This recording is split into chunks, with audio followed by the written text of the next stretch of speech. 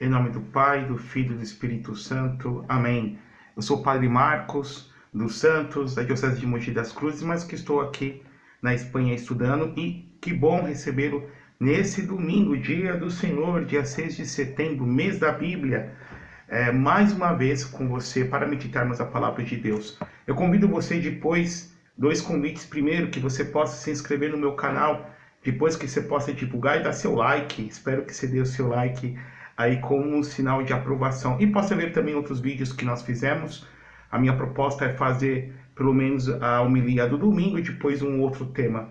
Tem um vídeo anterior que estou falando da história da formação do cânon bíblico, né? Então, como que foi desenvolvido historicamente a Bíblia até chegar no formato atual que nós temos hoje, que utilizamos na nossa vida privada e muito mais ainda dentro da nossa igreja, nas nossas liturgias. A palavra de Deus que foi comunicada a nós em palavras humanas. Pois bem, nesse dia de hoje, a igreja nos coloca então o 23º domingo do tempo comum. Então, durante todas as 34 semanas chamado tempo comum, nos países, outros países como Espanha e Itália, chamado de tempo ordinário, ou seja, aquilo que é ordinário, aquilo que de fato acontece no dia a dia, o cotidiano, comum. A igreja nos põe principalmente o ministério público de Jesus. Então, claro que os dois grandes eixos da vida de nosso Senhor Jesus Cristo é o Natal, né? Ou seja, Deus se fez homem, o Verbo se fez carne, et verbum carum factum est, como diz em João capítulo 1, no Evangelho de João capítulo 1, versículo 14, e outro grande eixo que é justamente a Páscoa, o mistério da paixão, da morte e da ressurreição de nosso Senhor Jesus Cristo. Porém, claro que toda a vida de Jesus é cheia de mistérios. Mistérios aqui significa aquilo que a nossa mente compreende até certo ponto, pela luz natural da nossa razão, mas que depois nós somos convidados a darmos um salto quantitativo, qualitativo, pela nossa fé. Ou seja, de aderirmos àquilo que Deus revelou, seja pela nossa inteligência, seja justamente pelo nosso coração, pelos nossos afetos, iluminados pela graça. Por quê? Porque a fé é dom de Deus. A fé não é justamente apenas uma elucubração filosófica, teológica. Não, é Deus que dá, a virtude teologal. Recebemos no batismo como uma semente que pode ser desenvolvida ou não. Depende de cada um de nós. E, como diz Dom Columba Marmion, esse grande místico, que tudo na vida de Jesus Cristo é mistério. Mistério porque tudo na vida de Jesus repercute na eternidade. Jesus Cristo, nosso Senhor Jesus Cristo, é a segunda pessoa da Santíssima Trindade. Deus como Pai e o Espírito Santo. Como diz o Credo Niceno, Deus de Deus, luz da luz, Deus verdadeiro, de Deus verdadeiro, gerado, não criado, consubstancial ao Pai, lá do grego, homoousios to patros, ou seja, da mesma substância do Pai. E esse Deus que se fez homem no ventre de Maria Santíssima, aqui está chamada união hipostática. Guarda esse termo no seu coração. Uma só pessoa e duas naturezas, humana e divina. E tudo que Jesus fazia repercute ao longo da história. Guarda esse segundo termo, teândrico. As atitudes de Jesus eram atitudes teândricas. Theos, em grego, significa Deus. E andros significa homem. Então, são atitudes divino-humanas. É mais ou menos, o padre usa uma comparação aqui, uma analogia, como imaginemos um lago, e se nós jogarmos uma pedra que vai cair bem no centro do lago. Então, a partir desse centro, desse epicentro, vai se comunicando e formando ondas, do centro até a borda mais distante do lago. Então é assim a vida de Jesus repercutindo na nossa história e chegando até cada um de nós. As nossas atitudes geralmente morrem durante o nosso processo histórico. Tudo que eu faço vai repercutir talvez numa geração ou duas, não é verdade? De repente, você que tem neto, filho, neto, quer dizer, seus filhos, seu neto que te conheceram, talvez seu bisneto ou tataraneto, mas as nossas atitudes não têm uma repercussão tão grande assim. Até porque, pela graça de Deus, tudo que Jesus faz e ensina acaba se inserindo na nossa vida. Então, como diz lá a Carta aos Hebreus, no capítulo 13, Jesus Cristo mesmo ontem, hoje e por todo sempre. E durante esse período, então, do tempo comum, nós vamos escutando os ensinamentos de Jesus. Ou seja, Jesus não é só esse Deus feito homem que nós devemos adorá-lo, a nosso Senhor Jesus Cristo, nós temos a adoração, a latria, nós o adoramos porque é digno de todo louvor e toda glória e toda adoração. Não é só nosso Senhor, claro, porque a nossa vida tem que girar em torno dele, o eixo que é ele. Nosso Salvador, porque ele vem nos salvar, não só depois da nossa morte, salvar-nos da eternidade, estarmos com ele por toda a eternidade no céu, vermos Deus face a face, mas também ele é o nosso mestre, nosso rabi, e nós somos seus discípulos. Ou seja, a relação do discípulo com o mestre é muito diferente da relação do aluno com o professor. O professor tem uma relação patronal com o aluno, muitas vezes. Está numa instituição de ensino, tem que passar aquele conteúdo e no número X de horas, e assim é. E depois que ele sai da casa, sai da escola, sai da universidade, o professor segue sua vida, o aluno segue a dele também. Agora, a relação do mestre com o discípulo é uma relação existencial, uma relação afetiva e de amor. Você não vai aprender apenas um conteúdo, você vai aprender um estilo de vida, você vai aprender um modo de viver. E Jesus vem nos ensinar aqui no Evangelho que a igreja vai nos colocar justamente, o Evangelho segundo São Mateus, no capítulo 18, versículo 15 a 25, que é uma continuação corrida dos outros evangelhos que nós escutamos. Seja Jesus dando a Pedro a chave do reino dos céus, Pedro declarando a messianidade de Jesus, seja depois Jesus falando do seu seguimento de carregar a sua cruz, e agora o nosso Senhor vem dizer a nossos discípulos: se o teu irmão pecar contra ti, vai corrigi-lo em particular. Vai e corrige-lo, mas em particular. Quem de nós, queridos irmãos, não temos a necessidade de corrigirmos os nossos irmãos? Se você vê alguém cometendo alguma coisa errada, se você vê alguém como que prestes, em perigo de fazer alguma coisa que vai fazer dano à sua vida, nós temos a obrigação de corrigir. Nós somos educados, nós homens do século XXI, a termos muito respeito humano e a respeitarmos muito a privacidade das pessoas. Só que nós temos por obrigação, por amor a Deus, de corrigir os nossos irmãos. É Jesus que está falando aqui. Imaginemos alguém que é sonâmbulo. Imaginemos que essa pessoa, ela despertou, ele não despertou porque ela é sonâmbula, e ela vai caminhando pela sua casa até a beira da escada. Então ela vai dar um passo em falso e vai cair na escadaria, vai se arrebentar toda, vai se estrupiar, vai se machucar, quem sabe pode quebrar alguma coisa, até mesmo morrer. E se você está acordado e desperto, está vendo a pessoa caminhar, você não vai fazer nada? É nosso dever. Chacoalhar a corda, meu irmão, mesmo que ela tome um susto. Isso que Jesus está querendo dizer para nós. Mas corrija em particular, não ponha ninguém em situação incômoda. Como diz aqueles que tratam da psicopedagogia da liderança.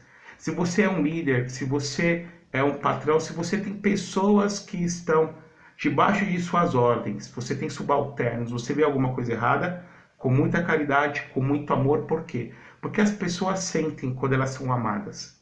Coração fala ao coração, chama essa pessoa sozinha, vem cá, meu irmão, e você tenta corrigi-lo com muita caridade.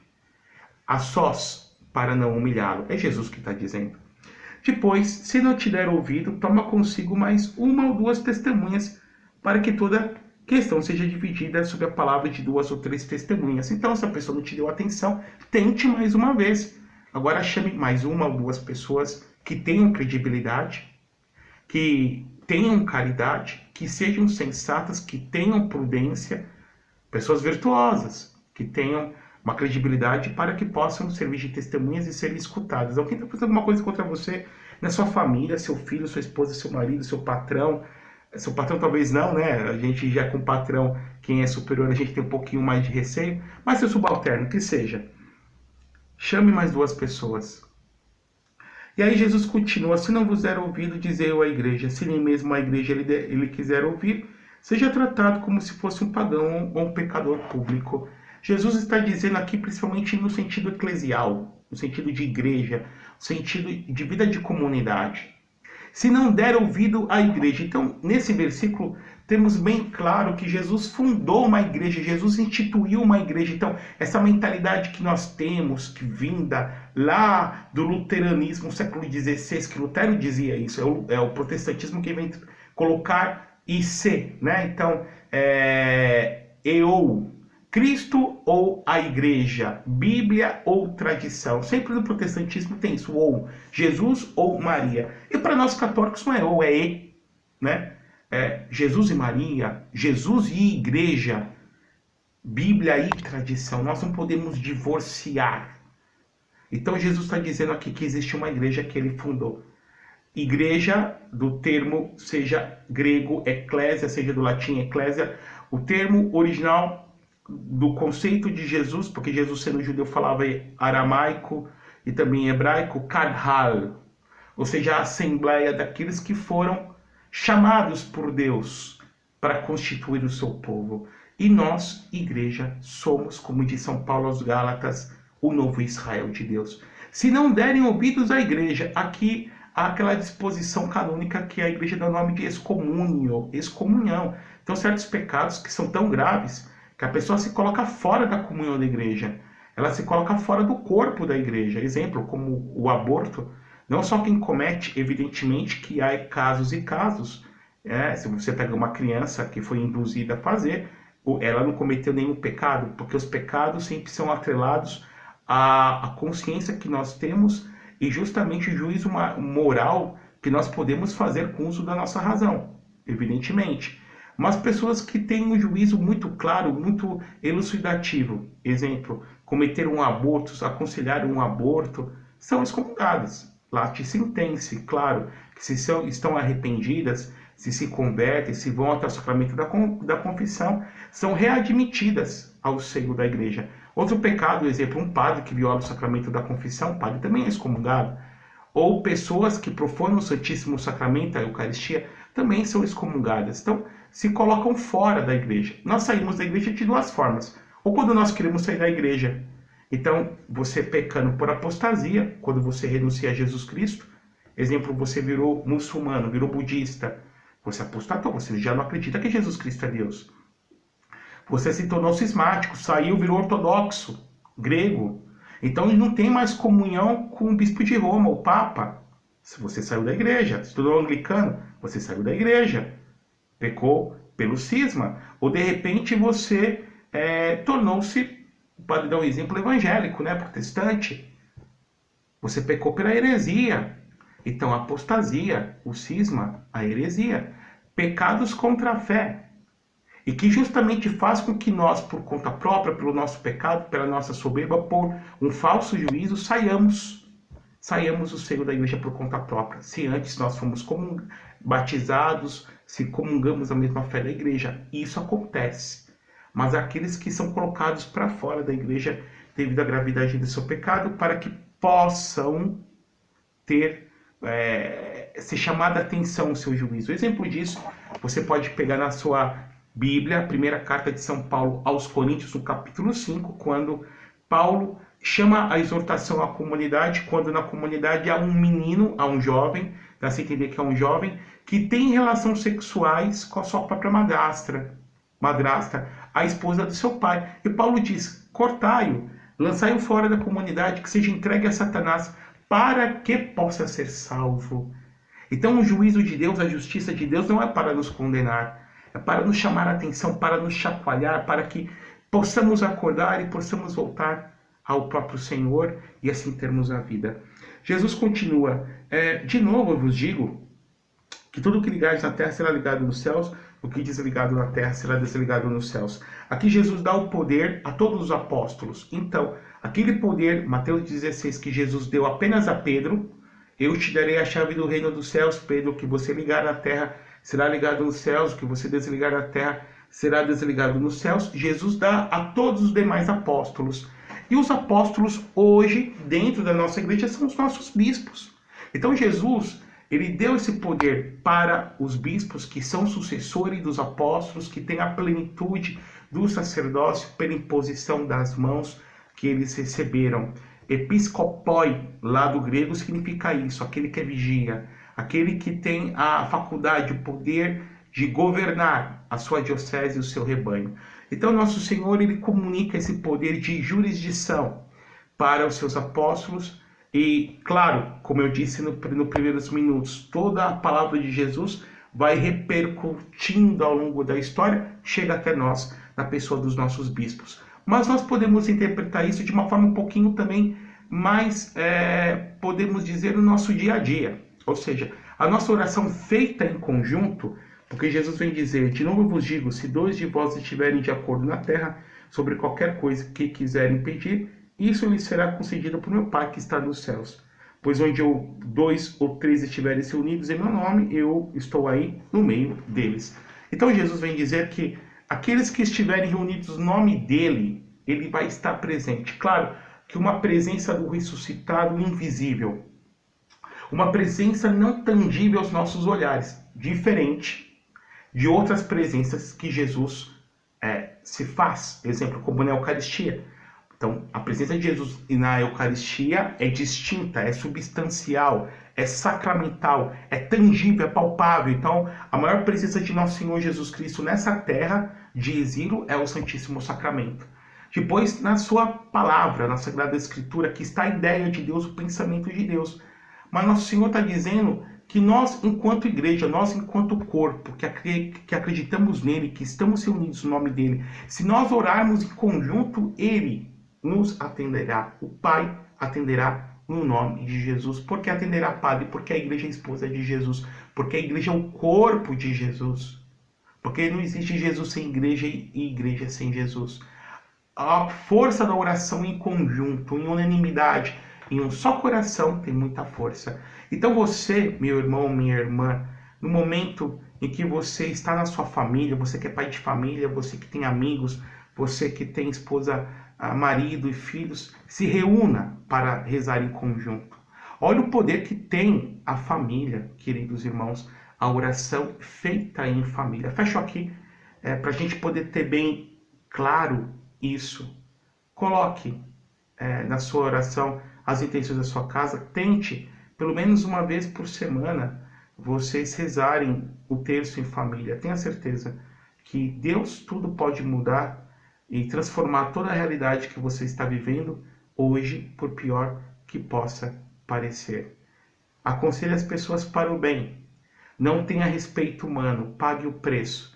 Amar não é fazer aquilo que a pessoa deseja que seja feita a ela. Amar é fazer o bem. E muitas vezes fazer o bem é fazer alguma coisa que naquele momento a pessoa não vai ter a noção do que está acontecendo.